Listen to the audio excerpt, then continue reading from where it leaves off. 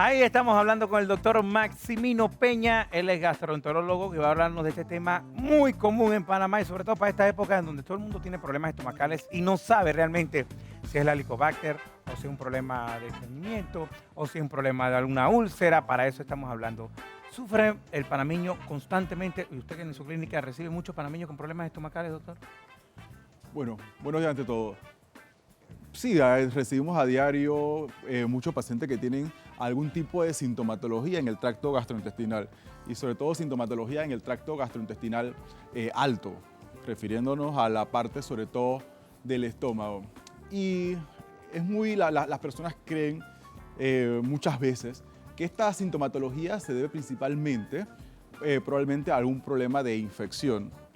Y dentro de las infecciones, de las que estamos hablando, el Helicobacter pylori es una bacteria que se aloja en las paredes, sobre todo del estómago. Es una bacteria que tiene ciertos mecanismos de, como se dice, de patogenicidad que le permiten vivir en el estómago. El estómago es un medio muy ácido, por decirlo así, y el Helicobacter pylori tiene mecanismos para sobrevivir en este medio ácido. Le hago una pregunta. Estuvimos viendo ahorita la introducción del tema, hablaba de que uno la adquiere, pero dice que más del 80% de la población lo tiene. Eso es muy importante. Mira, la infección por Helicobacter pylori es la infección más prevalente a nivel mundial y tiene que ver mucho con los niveles socioeconómicos de los diferentes países. Nosotros sabemos, Panamá, parte de Latinoamérica, no somos países desarrollados, y se sabe que el 70-80% de nuestra población en algún momento de su vida ha estado en contacto con esta bacteria. De aquí la importancia de que no todos los pacientes que tienen la bacteria van a desarrollar enfermedad por la bacteria. Los síntomas y esto. Sí, entonces es importante saber que del 100% de los pacientes que tienen la bacteria, solamente un 20% van a desarrollar enfermedades, ¿ok? ¿Qué enfermedades? La más importante es la úlcera. Anteriormente se consideraba que la úlcera era una enfermedad asociada al estrés, a los alimentos, pero nosotros actualmente sabemos que la principal causa de la enfermedad úlcero-péptica, úlcera gástrica, úlcera es el Helicobacter pylori. Oh, tan fuerte así. Tenemos una llamada, doctor, y voy a hacer otra pregunta más adelante. Buenos días. Sí, buenos días. Bienvenida, coménteme. Bueno, quisiera hacer una consulta al doctor. Quisiera saber si eso causa algún dolor al nivel de la espalda externa. Ok. Es una pregunta bastante ambigua. Realmente, el dolor abdominal, como podemos mencionarlo, muchas veces, en la gran mayoría de los pacientes, el dolor abdominal es de origen funcional. Generalmente la presencia de gases, los movimientos intestinales. Hay muchas personas que tienen problemas de sensibilidades en el tracto intestinal y pueden sentir una molestia. Yéndonos un poco al tema del Helicobacter pylori, la gran mayoría de los pacientes que tienen algún tipo de sintomatología a nivel del tracto gastrointestinal superior, que ya lo hemos discutido aquí, el término correcto es dispepsia.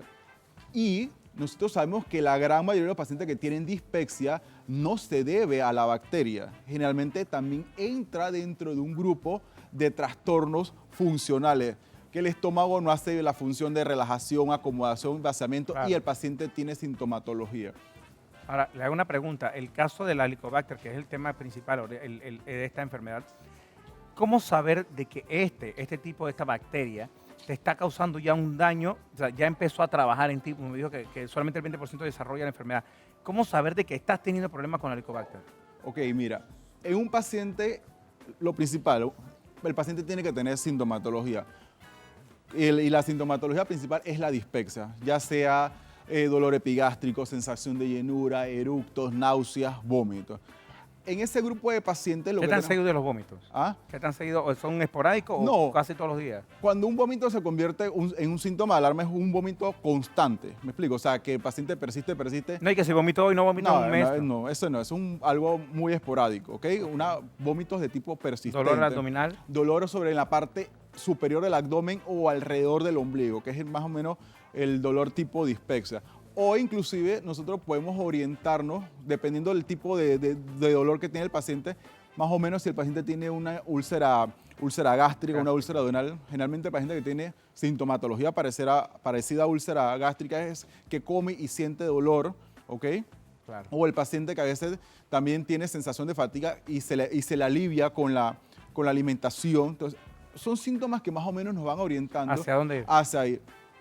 Aquí en Panamá, como la prevalencia es tan alta de la bacteria, lo que nosotros hacemos principalmente es tratar de modificar los estilos de vida, la alimentación, claro, dar un tratamiento sintomático y ya, eso es lo que lo deberíamos hacer. Si el paciente persiste, podemos aplicar diferentes pruebas de laboratorio no invasivas, o sea, tenemos métodos muy exactos. ¿Con sangre? No, eso es lo que a veces es un error realmente enviar una prueba de serología, o sea, una muestra de sangre, para detectar si el paciente tiene una infección por Helicobacter pylori, porque como le hemos dicho, más del 80% de la población muy probablemente va a salir positiva.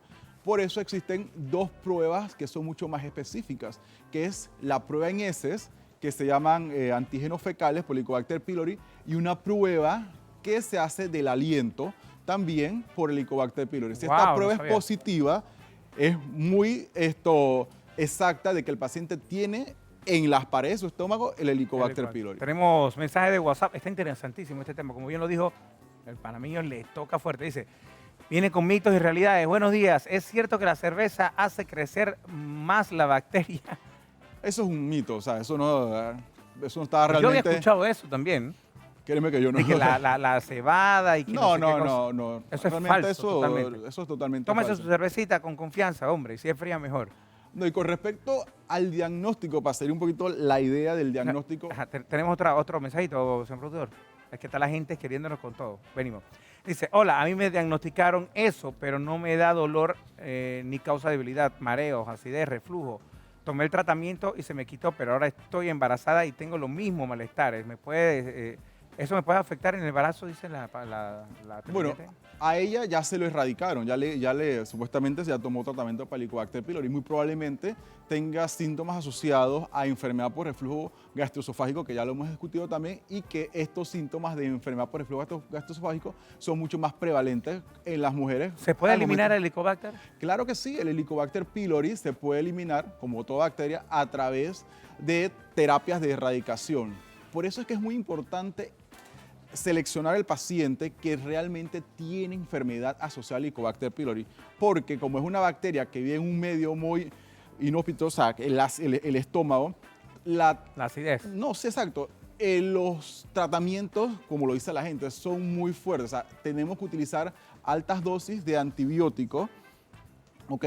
Para poder lograr erradicar al Helicobacter pylori. Tenemos un mensaje, doctor.